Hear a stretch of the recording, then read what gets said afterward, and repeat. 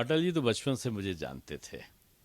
और एक किस्सा तो ये हुआ कि जमीन, छोटा सा कमरा, और जमीन पे बैठे हुए, पहले ऐसे ही बैठकें होती थी कि बैठक कहीं होती थी और कार्यकर्ताओं के घर में भोजन हुआ करता था। कोई नेता बड़ा या छोटा नहीं होता था। और मुझे याद है कि राजमाता सिंधिया, अटल जी, पूज्य सुंदर सिंह भंडारी जी, जगन्नाथ राव जोशी जी, और ऐसे तमाम वरिष्ठतम नेता लोग थे।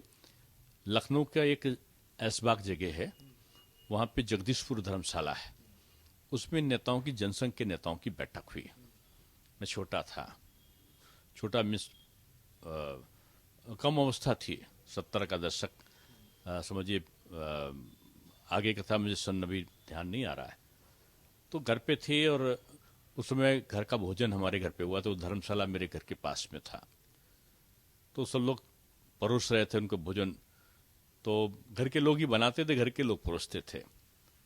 तो मुझे भी खीर परोसने के लिए कह दिया, या मैं अपने आप से उठा के परोसने लगा, और चम्मच से खीर अटल जी के कुर्ते पे गिर गई। मेरे पिताजी बहुत क्रोधी स्वभाव के थे, जोर से मुझे डांटा, दिखाई नहीं पड़ता। जहां बोला दिखाई नहीं पड़ता, तो जितनी बची हुई थी वो भी गिर गई।